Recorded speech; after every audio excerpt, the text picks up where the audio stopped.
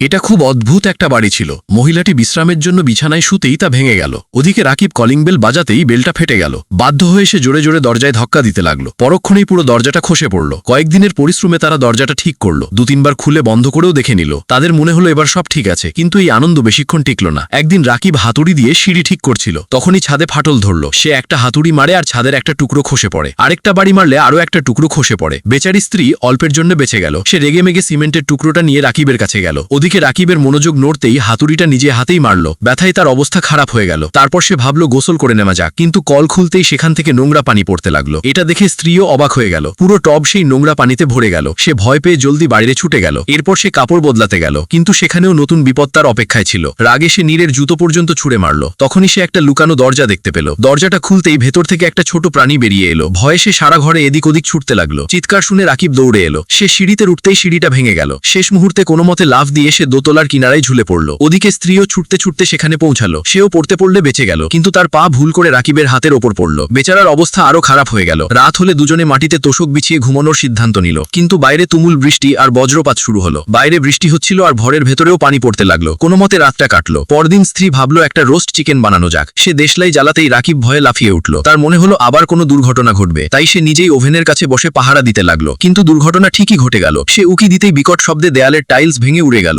অল্পের জন্য তার মুখটা রক্ষা পেল। ঘরের সব বৈদ্যুতিক জিনিস এক একে নষ্ট হতে লাগলো। কোনো মতে সে শুধু একটা কেটলি বাঁচালো, কিন্তু বিপদ এখনো কাটেনি। হঠাৎ ওভেন নিজে থেকেই খুলে গেল আর রোস্ট করা চিকেনটা উড়ে বেরিয়ে এলো। মনে হচ্ছিল চিকেনটাও স্বাধীন হতে চাইছিল। এত বিপদের পরও রাকিব কোনো মতে বেঁচে গেল। স্ত্রী অবাক হয়ে তার দিকে তাকিয়ে রইল। এখন প্রশ্ন হলো এই চিকেনটা খাওয়া হবে কিনা। দুজনে ভাবলো চলো গরম পানি দিয়ে গোসল করে নি, কিন্তু পানি পড়তেই বাথরুমের প্লাস্টার ভেঙে নিচে খসে পড়তে লাগলো। রাকিবের এমন অবস্থা হলো যে সে হাসতে হাসতে পাগল হয়ে গেল। পরদিন সে মিস্ত্রিদের ডেকে আনলো। কিছুক্ষণ পর পুরো দল এসে হাজির হলো। এত লোকজন দেখে রাকিব খুশি হয়ে গেল। তার মনে হলো এবার বাড়িটা ঠিক হয়ে যাবে। সে স্ত্রীকে নিয়ে কাজে চলে গেল। ওদিকে শ্রমিকরা কাজ শুরু করে দিল, কিন্তু তাদের দেখে মনে হচ্ছিল তারা বাড়ি ঠিক নয়, বরং ভাঙছে। সন্ধ্যায় রাকিব ফিরে এসে বাড়ির অবস্থা দেখে হতবাক হয়ে গেল। মেরামতের পর বাড়িটা আগের চেয়েও বেশি খারাপ লাগছিল, কিন্তু ঠিকাদার ঠিকই টাকা নিয়ে নিল। ঘরে এসে রাকিব টাকা গুনতে যাবে, হঠাৎ মেঝে ভেঙে সে ভেতরে দেবে গেল। এত বিপদের পরও তার মনোবল ভাঙল না। কিছুক্ষণ পর স্ত্রী বাড়ি ফিরল। সে রাকিবের গলার আওয়াজ শুনতে পেল। সে দৌড়ে ওপরে গেল, কিন্তু রাকিবকে দেখতেই পেল না। অবশেষে সে তাকে ঘরের ভেতর আটকে থাকতে দেখল। এটা দেখে সে হেসেই ফেলল।